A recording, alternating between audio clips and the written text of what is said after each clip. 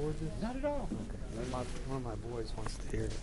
He's in another class. I was going to get a copy of that actually. Okay. If there's any waves. I think there is, yeah. Is there? I mean, I may have to get your email probably. But. This is my dad. Oh, okay. Really new video. You really admitted this.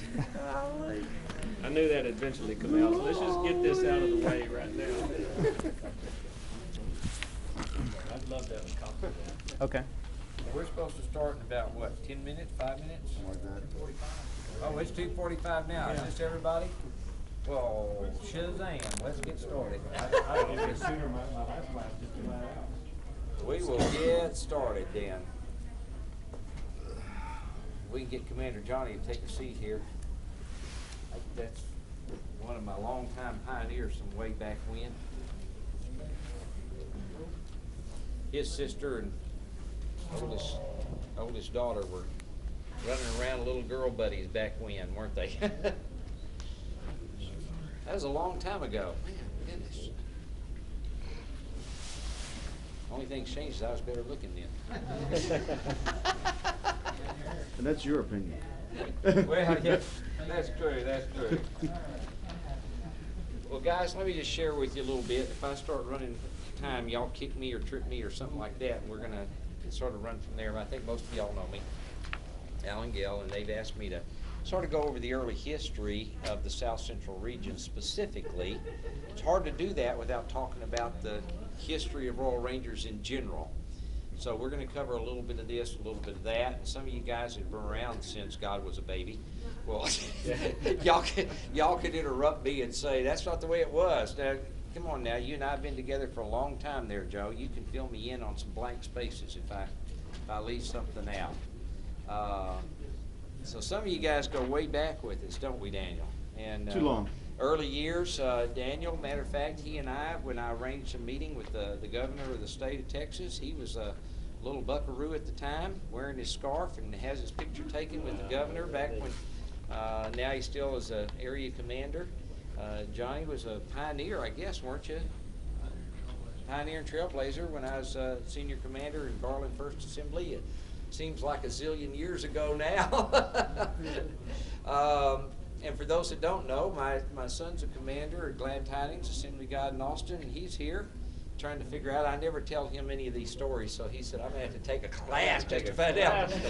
I don't, well, you know, part of it and part and parcel. Anyway, glad y'all could be with us. We're going to try to go through this and not go through everything. Bottom line, I want you to look at what I laid down here. I have titled this class, The Early History of Royal Rangers in the South Central Region, 62 to 72, known as the Pie Plate class. Now, why would I call it that? Who can tell me why it's called the pie? I call this a pie plate. I call it a floppy paper plate, but the pie plate is what, because it has fluted edges. Which, you know, pie. Why is this called a pie plate class? Anybody got any clues? Just to give you a slice. No. Okay, if you were on a sectional staff and you were, let's say, San Antonio sectional commander, because there wasn't such a thing as a staff, it was the guy, like your dad, right? His dad was sectional commander of the San Antonio section. For 6 years. 6 years. Well, he didn't have a staff.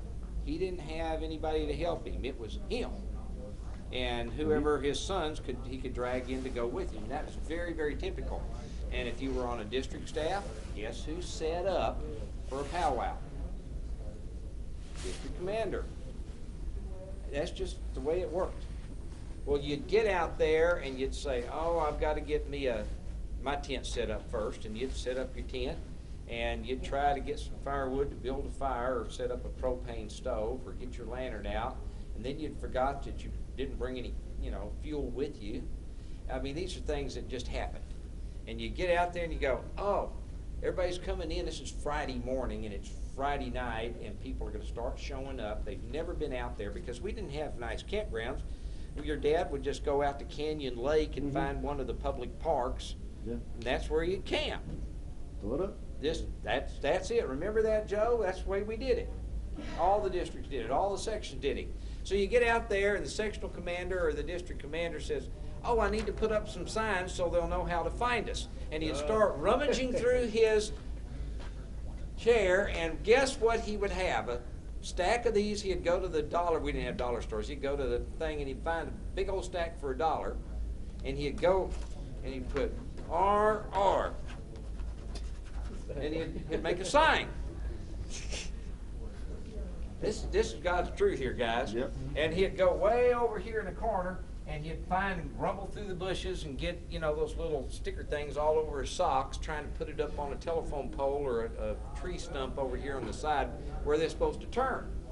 Now, how many can tell you what that says right there? Anybody see it other than the front row? Close out sale. So those of us in those first 4 or 5 years, and we would be asked because they didn't know, they found out that it would be a good idea to bring somebody in as a speaker for some of these events. And I got asked to be a speaker a lot, as did many of the other people. Paul Stanek and I have laughed about this for years. And you're supposed to be somewhere outside of New Braunfels. So you drive around and you look for the pie plates. And if we saw a pie plate, invariably 99% of the time we would turn until we saw another pie plate, and then we'd turn. And I can guarantee you 99% of the time we'd have the right campgrounds. Wow. And that's just the way it was. And I tell you that because it's funny, but it's also the way Royal Rangers got started. Guys did everything themselves. They did it out of their hip pocket. Your dad didn't get money from anything. He didn't know how to have any fundraisers. He just did it. And then come home, and then there would be I don't mean to say a family fight, but discussion around the dinner table of, we didn't get this something bill paid. Why did you spend this money? Well, I didn't want to spend the money. I wasn't planning on spending, but we had to get trophies. Yeah, and a lot of times that money came out of the commander's pocket. It came out of the commander's pocket all the time. 1961 is when this thing started. 1961, the General Presbytery of the Assemblies of God, the Executive Presbytery, took a vote and said, we have to have a boys program because we're losing our boys. We've got to do something to keep them in.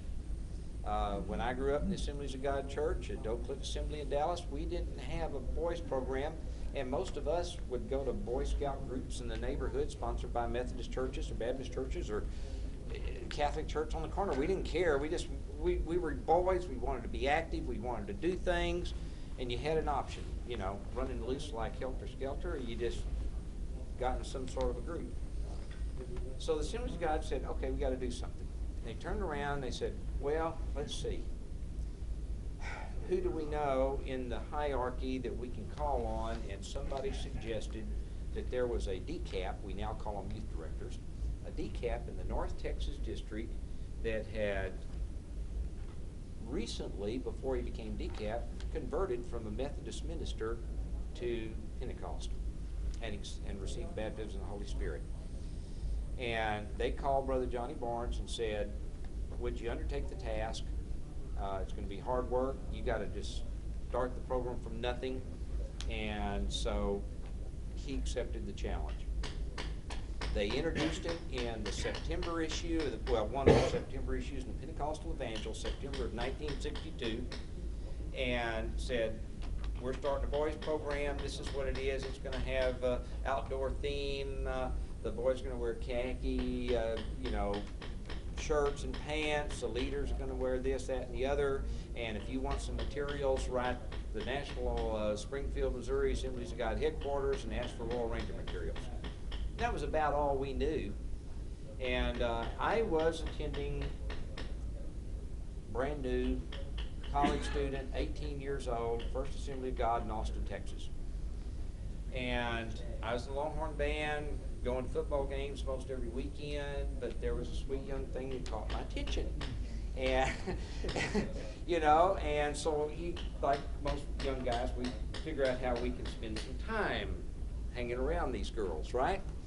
And the father of this girl said, "Hey, I really we're going to have a thing. Weren't you in Boy Scout?" "Yeah, I was in Boy Scout." "You want to be my helper? We'll start." "Yeah, I'll be your helper." Anything to score points. Anything to score points, you know. And we got one of those little brochures that came from headquarters, and it said, well, you got to do this, this, this, and this to start an outpost, and a commander's supposed to be 21 and active in the church, and a lieutenant commander has to be 18. Well, I was 18 and a half years old, good enough for me. So we sent away for materials, and next thing you know, we started an outpost, and we didn't charter for over a year. Didn't matter whether you charter or not. What difference did it make whether we had numbers on our shirt? We didn't care. We didn't have section and district leaders. We didn't have courses. We didn't have patches. It's just, we had Wednesday night meetings. But we were doing, and this is going to be the whole theme of this class, we were doing what God called us and wanted us to do. Now, I believe that a missionary can be effective if he's doing what God wants him to do. I can believe a pastor can be effective if he's doing what God wants him to do, and I believe a Royal Ranger leader can be effective if he's doing what God wants him to do. And that's just the whole underlying thing. In the early days, there were people that would come in and go out, come in and go out. But those of us that stayed and have still stayed, there is a strong, strong bond because we were all doing what we thought God wanted us to do. Right, Joe? And we may not have been perfect. We may have made a lot of stupid mistakes. But we just did what we thought we were supposed to do and went forward. So Johnny Barnes went up there. He was a DCAT. He became the first national commander. He didn't start it until September of '62, but he was called at the end of '61 and actually started at the headquarters in January. Between January and September, he literally put this thing together. And there's stories about whether he woke up in the middle of the night with a dream and all that. That's not important. Bottom line is he had to borrow a lot of material in that first year from the Royal Ambassador Program with permission. Like first aid things or like knot tying, he said, can I use your illustrations to reproduce it, to get it on the field? So he borrowed some from the Boy Scouts, he borrowed some from everything else. Anybody been through the Wood Badge course in Boy Scouts? Does anybody know what I'm talking about when I say Wood Badge? What is it? Wood Badge it's honor level for Scoutmasters that they have to go through certain courses and training, and then when they complete it, they earn a special neckerchief with special wooden beads on it. Yeah. I took my Wood Badge training at Philmont Scout Ranch. Oh boy. It is the Boy Scout equivalent of NTC. Now, where did we get NTC? Actually, Johnny Barnes needed to have a program to train leaders. He took the Boy Scout Wood Badge course, and that's where the bulk of NTC's structure, not the spiritual aspect, but the structure came from. The concept of the men dividing into patrols and doing a patrol flag and a patrol song and a patrol yell, that is all straight out of the Wood Badge manual taught by the Boy Scouts. So what I'm point here is the early years of Royal Rangers, out of necessity, we had to copy. And then as the years progressed, we started upgrading. You're late, Brother Richard, but we're going to let you sneak in anyway. Everybody turn around and look at Brother Richard, who's coming in late. We saved him a spot right here. Oh, I hate myself. October of '62, Royal Rangers actually started beginning. It was launched with an official announcement, Pentecostal Evangel, and it was things got started. 1963, Outpost started chartering. Outpost 48 in Austin started chartering. We said, okay, we need to send this in. So we filled out some paperwork, and lo and behold, we got a little certificate and a couple of little membership cards, and that's about it. All we did was send money to Springfield as far as we were concerned. And they still think that 40 years later. But somebody had to develop all this, and you have to look at it from that vantage point. It's all part of the program. There was a fellow out in California named Bob Reed. He was a college professor, and he contacted Brother Barnes. He said, Johnny, we need to have a program that leaders can take a course, even if it's by correspondence. I'll volunteer to write something up. Brother Barnes said, sounds like a good idea, why don't you do it? And he appointed Bob Reed the first national training coordinator. Now, Bob wasn't assigned to Springfield, Missouri. He didn't have a paid position. He was a college professor in California, but he was the first official national training coordinator. And then he got accepted to a position, he took a position at Southern California College and moved, and he helped establish the very first outpost in California and one of the first in the United States. 1964, now we're talking about 2 years later, they held the very first district-wide powwow, and they held about 4 or 5 of them. We aren't even sure how many specifically were actually done. We know there was one held in southern Missouri. We know there was one held in Southern California. We know there was one held up in New York. Didn't have patches. We didn't think about giving patches out or anything. We just, it was a good idea to get people together and some outposts to have something. We called them camporees or jamborees or powwows, or just pick a name. It didn't matter what we called them. We just were getting the kids together and having some sort of a get-together.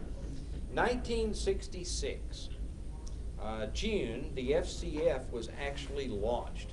Now you realize there was only a few districts were having even powwows at this time. Southern California was sort of one of the leadership areas in a lot of this stuff going on, and they got hold of Brother Barnes, said, we got an idea for this outdoor thing to keep the older boys active. So late in 1966, they had the first call out.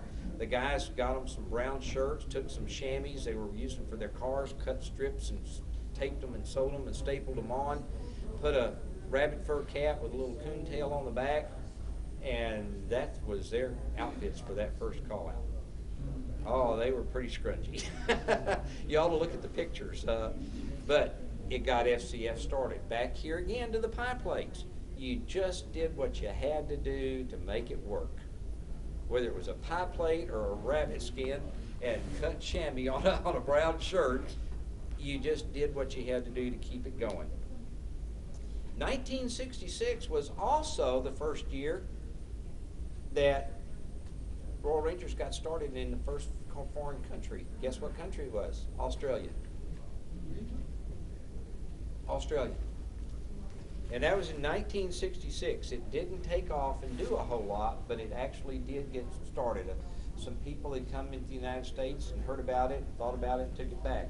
1967, what's the hallmark of that year? Anybody have any guess what happened in 1967? It's called a Junior Auxiliary Program. Now we just call it Royal Rangers. It was called Buckaroos.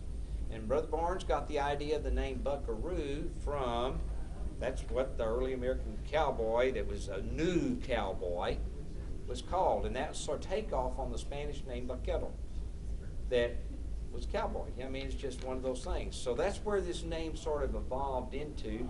Brother Barnes was a cowboy. I mean, you know that. He loved riding horses. He was raised on a farm.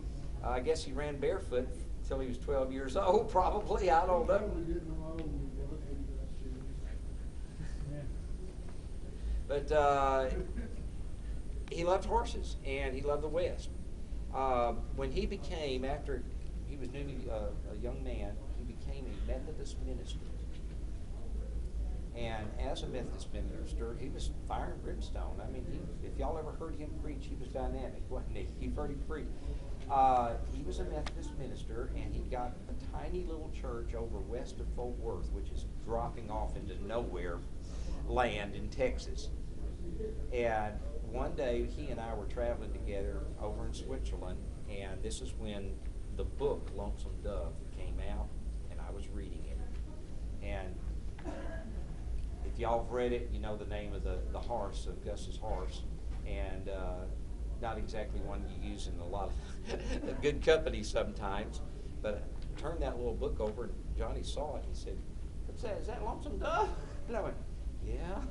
He said, "I just finished reading it. Isn't that a great book?" I said, "Yeah." And he said, "Well, the language is pretty coarse, but guess what? I have one of those old-time Rangers that was in my Methodist church. And his first pastor as a Methodist minister, he had an old-time, salty Texas Ranger. Never had a Texas Ranger uniform. He just was a cowboy. And did he ever tell you that story? He had that Texas Ranger? He told me some many stories. You don't remember them all. But he said that's the way he talked. Good, loyal Christian, faithful to his church, faithful to his family, loved God with all his heart, but that was his language. That's just the way it was. That's the way he'd been. And he said that was just, and you crossed him walking out the church doors, just like we say, "Don't do that again, brother. You hurt my arm." He just hauled off and slugged the guy and didn't ever think anything about it. Johnny told me that book, Lonesome Dove, is just the way it was. That's the way they were, and that's the way this Texas Ranger in his first Methodist pastorate was. Anyway, the Buckaroo program was launched in '67. Johnny really, really enjoyed having that program. It was also the same year that service stars were introduced. That lasted a short while and disappeared off the scene just about the time I got ready to wear a 20-year mark. They just stopped using them. And they came on, then they came off because some guys were wearing them up and down their sleeve and around under their armpits, I think. We aren't sure how far that went. 1968 is when I got appointed as a first aide de camp. And that's really when the history of the South Central region got started.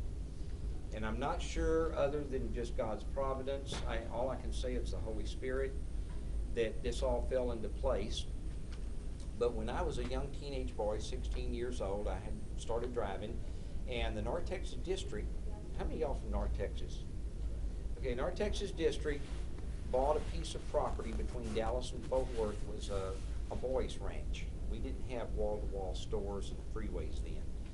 And there was a little boys' ranch out there called the Bedford Boys Ranch. Had a little lake, had a swimming pool, had a gym, had a couple of dormitories, cafeteria, and a football field. Neat place. And they bought it, and they said this is a great place to hold youth camps and other events.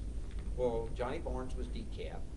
One of the biggest churches in the district at the time was Oak Cliff Assembly of God, Brother H.C. Noah. My dad was the head deacon at the time, and because, like situations, large churches support a lot of district projects, a lot of the men from our church went out and helped clean this place up. Emptied the gym out. I remember cleaning out the locker rooms in the gym. It just doesn't look like it had been touched in years. And a lot of the teenage boys went out there and helped out. Because of my spending time out there on weekends, helping out a lot, I got to meet Johnny Barnes, be around him, get to know him. He got to know me. And we became knowledgeable with each other. 1968, I had been assigned to Fort Sam Houston, Texas, straight out of Officer Candidate School. I was a wet behind the ears second lieutenant, didn't know diddly squat, and how I got assigned to Fort Sam Houston straight out, still in God's providence again. And in January, I see a little thing in a Pentecostal evangelist says, Royal Ranger announcement, National Aid to Camp is to be formed. Bing, bing, bing. I'd just gotten out of officer school. I knew what an aide de camp was. What's an aide de camp, Danny? They're the guys that hang with the generals. That's it. Right? Anybody in the military, you know what I'm saying? They're the guys, the aides de camp, hang. They wear fancy little things on their uniforms, aiguillettes and all that. I wanted fancy little things. So I thought, man, this sounds good. So I wrote Brother Johnny Barnes a letter. Biblically, it says, you have not because you ask not. Dear Johnny, I don't know whether you remember me, but I was one of those teenage boys that helped clean up the camp there in Bedford Boys Ranch. And maybe, you know, I saw in the Pentecostal Evangel where you're going to have an aide de camp. I'd like to apply for the position. I am a active duty Army officer. Didn't tell him I was a second lieutenant, didn't know anything. and I would consider it an honor to be appointed. And he sent me a letter back saying that it's not an appointment from the national office. It is a district appointment that is made by a district to a national position. I'm not sure I understood that at the time, but he said, the name of your district commander, I was in San Antonio at Fort Sam here, is Warren J. Pearsall in South Texas. Warren J. Pearsall inherited the title of district commander like most district commanders in the 60s. He said, oh, superintendent gets a letter from headquarters. You're supposed to appoint a district Royal Ranger commander. Brother, secretary treasurer, you're here in the office. Why don't you be the district commander? He sends his name back to Springfield. He's got him a district commander now. Superintendent's happy. Brother Pearsall didn't know anything about Royal Rangers, didn't want to know anything about Royal Rangers, and he got, because he was sitting there when the superintendent got the letter, and his name got put on it, he was the district commander. I didn't know Brother Pearsall. I got a letter from Johnny Moore saying, contact Brother Pearsall. Dear Brother Pearsall, I got this letter. I wrote this letter saying, I think I'd make a really good national aide camp for the South Texas district. I laugh about it because in God's providence, I am still convinced to this day it was in the guidance of the Holy Spirit all this fell into place. I really am. Deep in my heart, I just feel that's how God directed everything. But I laugh about it because how could something like that happen? Well, in normal situations, it couldn't. But I got this letter, and this was like January, February, March time period. And this was the year that Hemisphere was building the tower. And I could look out my BOQ room at Fort Sam, and I have pictures of that circle going up the ladder as they jacked it up. Remember when they did that? Opened up in 68. That was in 1968, and they opened the doors, and they were going to have a Hemisphere, World's Fair, San Antonio. Well, lo and behold, in March, I go to my post office box and open it up, and here's a little bitty tiny envelope.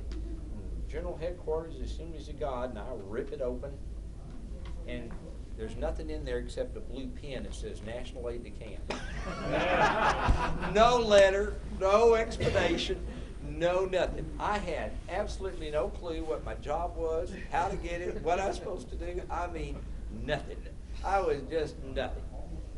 Well, I called Brother Pearsall's office, and Brother Pearsall, I thank you for appointing me a National Aide de Camp. What am I supposed to do? Well, I got his secretary, you know, and she said, well, I just know that he's not in the office, but there's something called a powwow that he's holding next weekend in Silsbee, Texas, at a place called Camp Victory.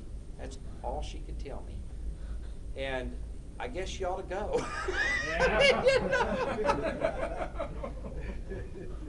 I just say camp, okay?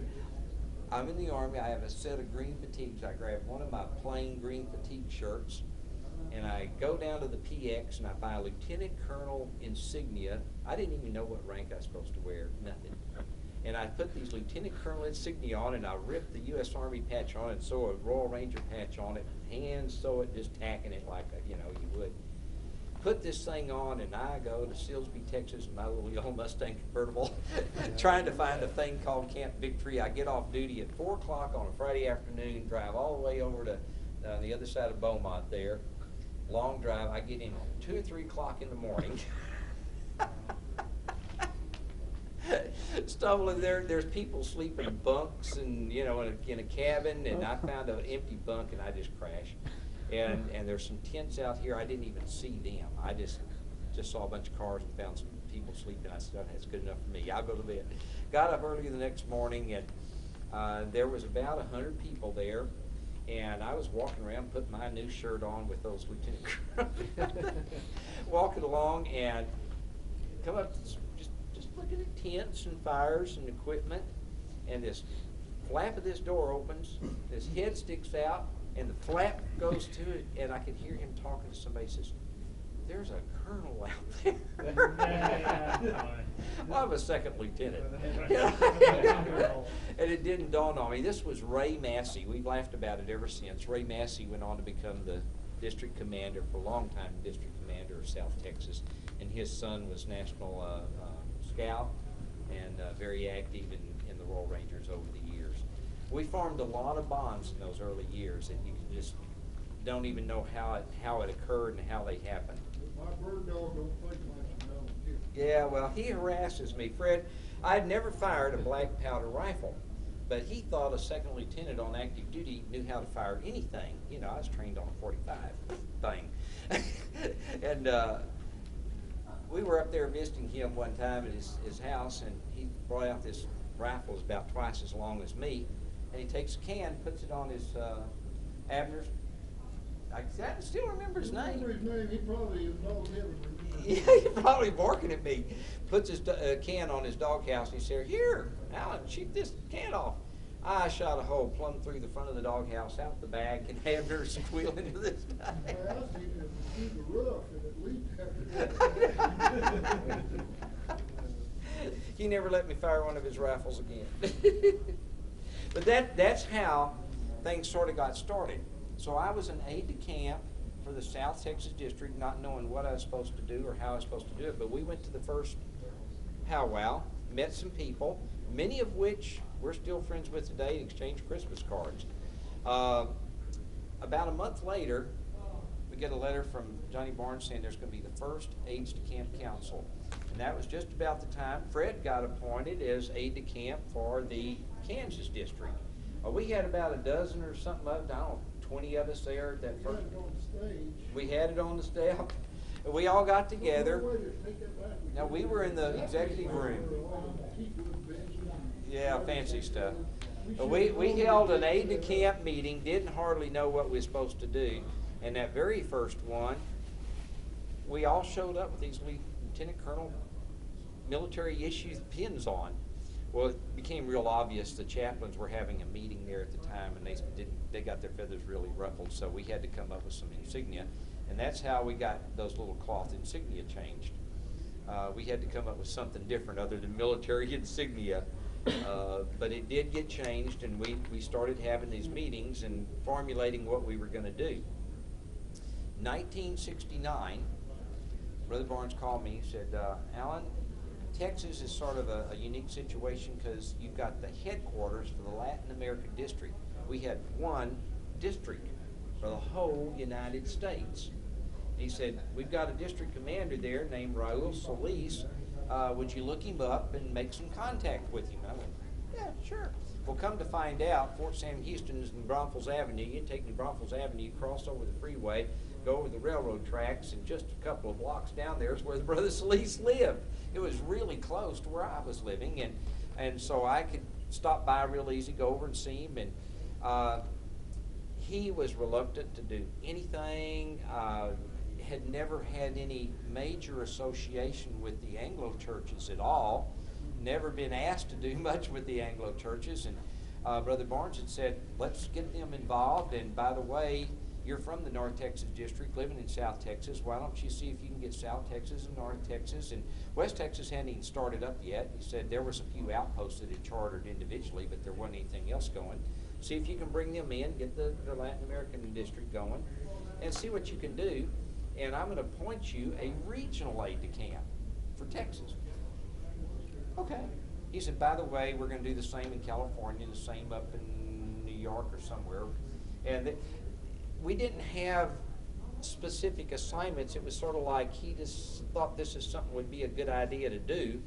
And so 3 of us got appointed regional aide-de-camps, and then Ed Duddy up in St. Louis got appointed a special aide-de-camp, which none of us ever figured out what that was all about, other than St. Louis sort of split the Mississippi River, and they got half of them on one side and half of them on the other, in the same way at Kansas City. Don Bixler was doing the Kansas City area, and so they got appointed a position that sort of straddled 2 different states, and it was just sort of, we did what worked.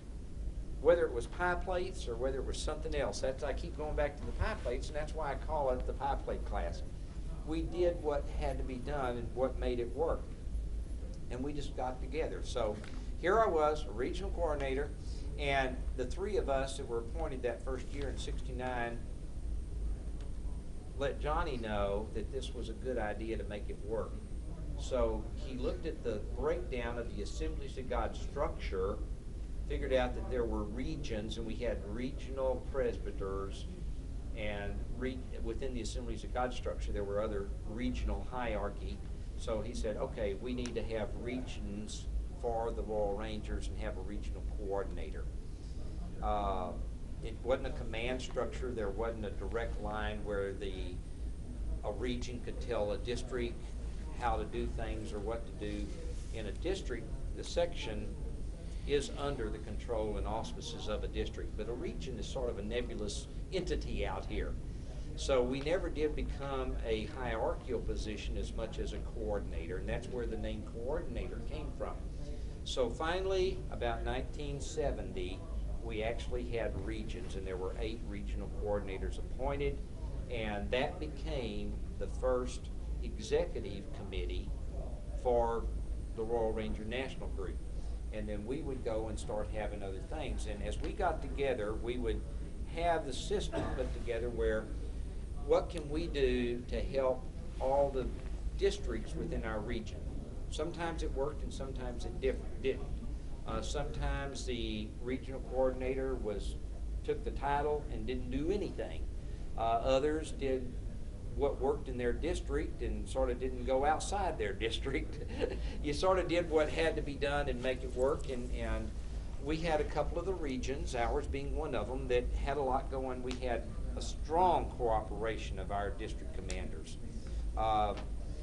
Royal Solis, I dragged him kicking and screaming those first few powwows. He said, we aren't ready for a powwow. Brother, we're going to have a powwow. Oh, we aren't ready. We aren't ready. No, we're just going to have a powwow. Well, nobody will come. That's okay. You and I will be there. Yes, you remember that? and I mean, it was just like, Brother Solis, we've got to do this. Well, once he held one, and he had some of the commanders from the area show up, they were just bubbling over, and they said, oh, Brother Solis, this is the best thing we've ever done. And you know, I would pat him on the back and shove him up to the front reluctantly. And we couldn't have done it without him. He supported us, and he did everything. And he was basking in the limelight, and it really was good. And just very shortly after that, then they split into the different Spanish Eastern and Pacific Latins and everything else. And then now it's going to split again, and which is a good thing.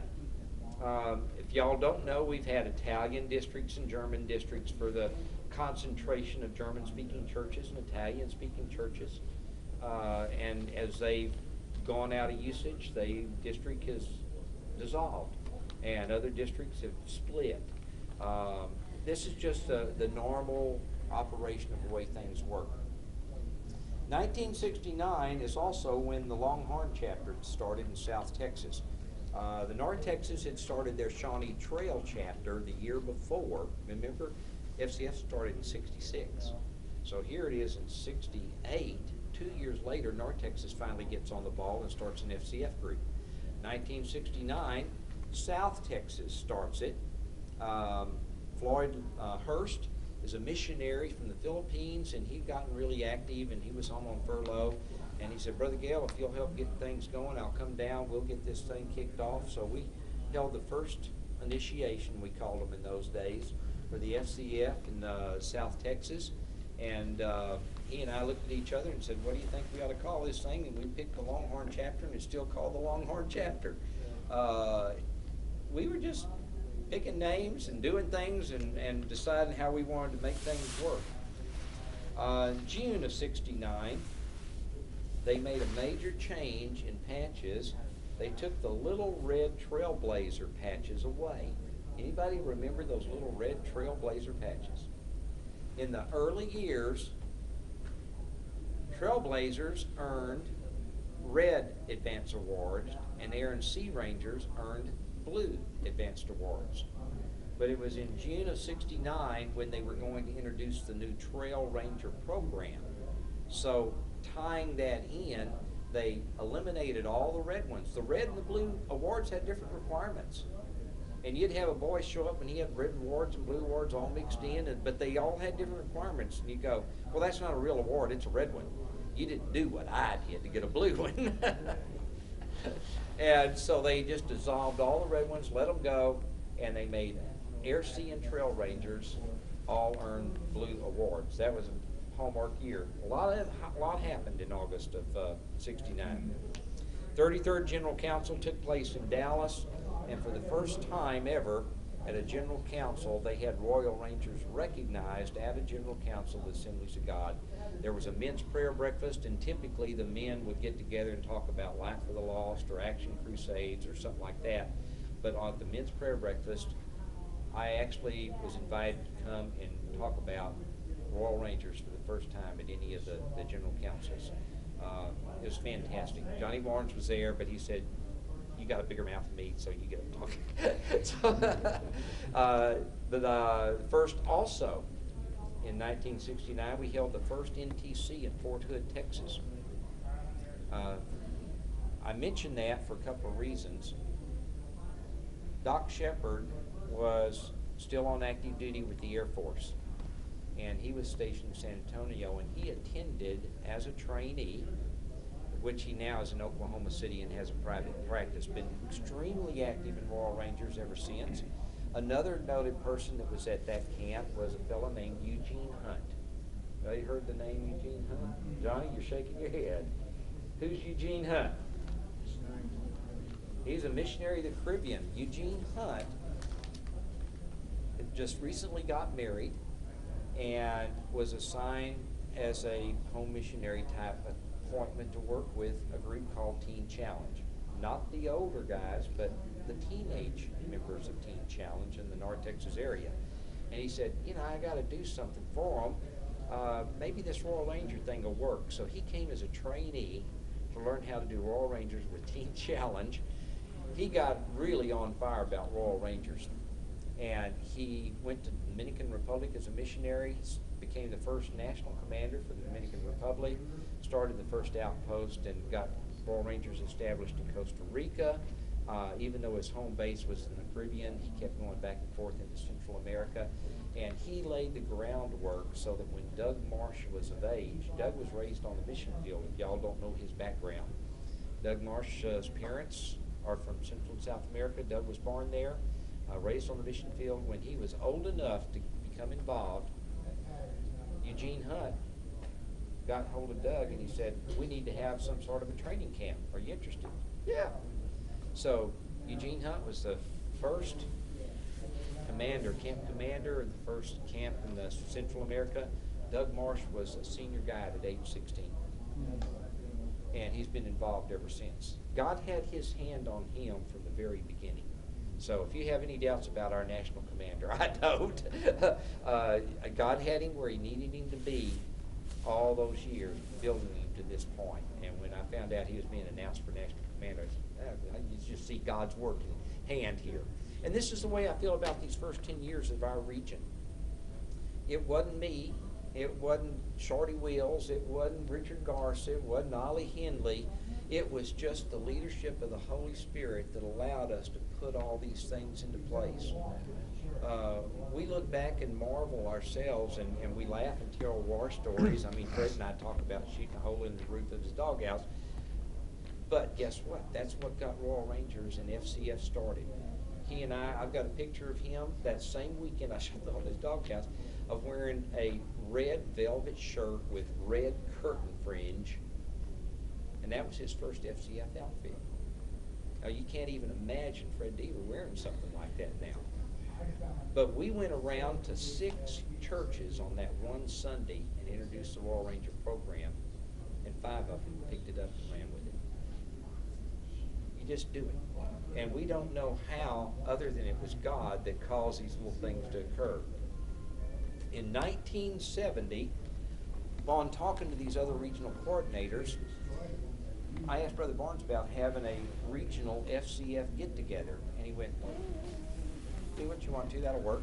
And the reason we did this is because we were getting a lot of interest from women wanting to be involved in some of the camps and things, and most districts had policy about women getting involved. Now, the Latin American churches didn't have that policy, and you go to their powwows, there would be a lot of the women come and help get things going and set up, and I saw a real value there. So, in talking to Brother Barnes, he said, rather than get a district in trouble with the Royal Ranger leaders in the district, if you do it from a regional viewpoint and have a family get-together camp as a region, then they can come and not get in trouble with their district. So we, in 1970, held the first regional FCF family get-together. We called it a Powamoo, held it out at Fort Davis. Camped campgrounds, campers, tents, heaters, didn't matter. We were just getting together, having a good old time, and first time we got together. What y'all call it? A Powamoo, P-O-W-A-M-U, a Powamoo. And then other regions picked that up and ran with it. We don't do Powamoos anymore today because finally most districts have family campouts, family FCF get-togethers, family camps. They have different names for them. Here again, we weren't trying to establish something that lasts forever. We were just trying to establish something that would help right then at that point and get things moving. 1971, we held our first regional, the second regional FCF trip. Was a boat trip down the Spring River. We started up in Kansas, had to break ice on the edge of the water. It was so cold that day. Floated down. And just to put things in perspective where we were, in 1971, when we held the second regional FCF event, that was the same year that the first American flag got planted on the moon. 71? 71. 69? No, they didn't land. In 69 they circled. July 69. July 17th, 1969 when they landed. July 20th. July 20th. Well, 69 they landed. my notes were saying this. I may be wrong then. You may be right and I may be wrong. But still, the time period is only a year or two off. We're still talking about almost, 30 years ago here. A little over 30 years ago. 1970 had the first And we South were, Texas by the time we got a man on the moon, we're still already, FCF is going, we're in foreign countries, the region is holding regional events. That's my point. And things are on the move, and you go, we've come so far in so many ways. 72, the first family Powamoo was held. Where's Mother Roll Note here? What happened in 72 also, besides that family Powamoo, we held the first national FCF event. Those that don't remember or wasn't there, in 1972, they announced that we're going to have a national rendezvous. Okay. We showed up in Springfield, and we were on the Evangel College campus, and we stayed in the dorms. And when we got there that first night, they had hot dogs out on a little grill in the back of the gym. We went inside the gym and had frontier games, such as they put sheets down on the floor of the gym and handed out bouillon cubes, and we all see who could spit the furthest. I mean, this was the first national rendezvous. We did go out the next day to Fantastic Caverns and have some shooting and some other events. Horn blowing and squaw calling and a little bit of everything else that we would do, and then we had a big event inside the caverns that night, gave out some awards. But we were just getting stuff started. We didn't know what we were doing or how to make it work. We just knew this is something we started having to do. We had such good response from that first national rendezvous that finally Johnny made the announcement, in 2 years we're going to have the first national Camporama at the Air Force Academy. And then we started going from there. These things started going, they kept multiplying, they kept proliferating. And those of you that don't know why some of us want to keep these little dispatch magazines, let me tell you a couple of things here.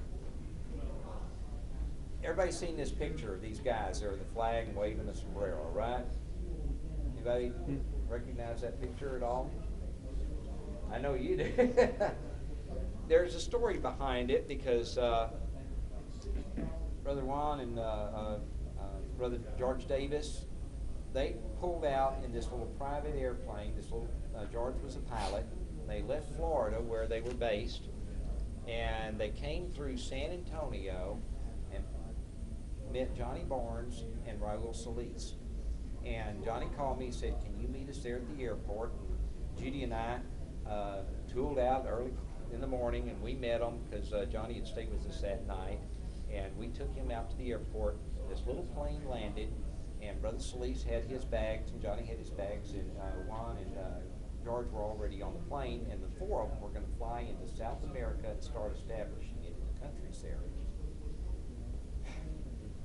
Sister Solis, you remember Sister Solis, sweetheart of a little lady, just whatever. She thought they were going to fly in an airplane, and she saw this little bitty tiny airplane. She fainted. I'll never forget that. We were all hugging her. Sister Solis, it's okay, it's okay. and so they took off. Brother Solis had never been in a little plane before, and Johnny told me about the trip later. He said, we went through every barf bag we could find for that guy. He kept just throw it up and throw it up and throw it up and throw it up. But they made it, and they established Royal Rangers in Central and South America on that little trip. And those are the memories why I can't get rid of that little magazine. You know, people say that's just a neat magazine. No, that picture tells a story.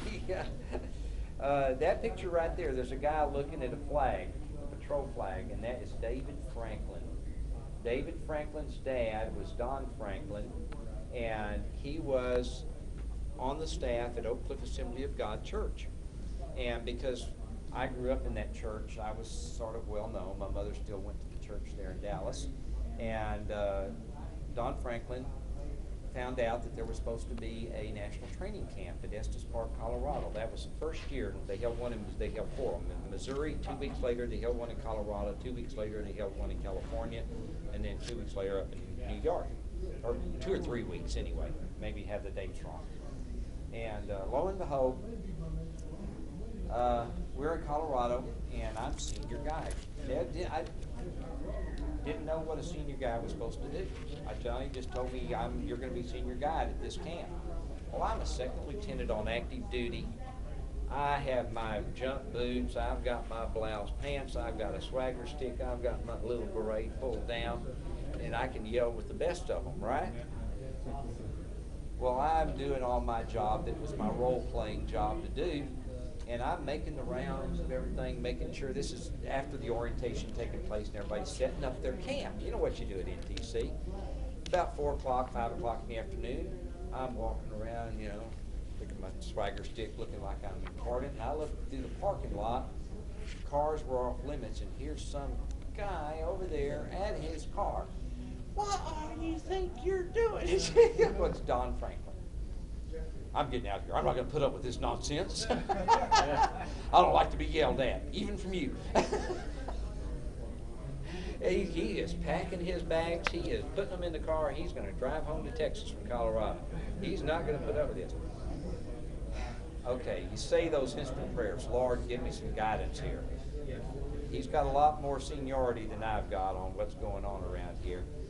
Okay, Brother Don, tell you what we're going to do. And I remember how we did this and what I did.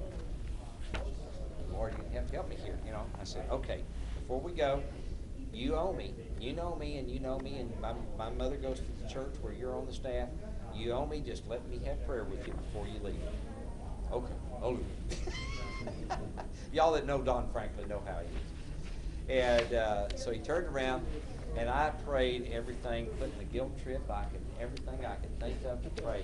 Oh, Lord, you know that he really has a heart for boys, and if he doesn't understand the importance of being at this camp, nothing I can do or say is going to make him do it. But Lord, let him feel the need to work with these boys. If he can't come to this camp, come to one of them so that he can better reach souls for your kingdom. And I mean, I just was going on it, you know.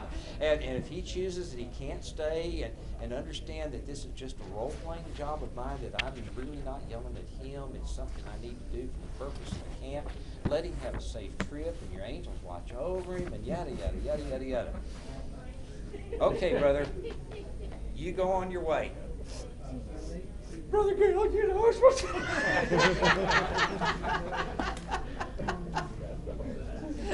and lo and behold, obviously you know the rest of the story, Paul Harvey's word. He went through the camp, finished it up, came to me later, and we became really close friends. I mean, still, I stay with him a lot when I'm in Springfield now.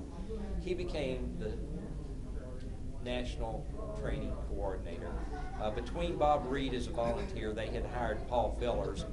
Paul Feller didn't have a son, he had 6 daughters. And he became the first paid national training coordinator. When he left, Don Franklin became the national training coordinator. His son, he had 2 sons, Steve and David. David is now a regional coordinator himself on the executive committee of the Royal Rangers. I had the privilege of putting Dave through NTC, his NTC initiation, his wilderness initiation, and Dave is a real special person to me, and his dad's a real special person. I can't get rid of that dispatch. There's a picture of me doing some lashing at an NTC. I can't throw my own picture away. I can't get it in a minute. Right here is an NTT, a National Training Trail. And this little shark guy right here, man, see everybody's height and then dropping down about 3 foot, so a little shark guy. Anybody know who that might be? Leon Wills. He's the fellow that followed me as the regional coordinator when I stepped down. He was the second regional coordinator of this region. Talk about the history of the region. He had been serving as on our regional staff, and then he went on to take the position of regional coordinator, and that was his picture in the National Training Trails. So that just gives you a little bit of background. How am I doing on my time? You Y'all gotta hurry up. Okay. I'm going to tell you just a couple of quick things. That I could just go on and on and on, but a couple of quick little stories.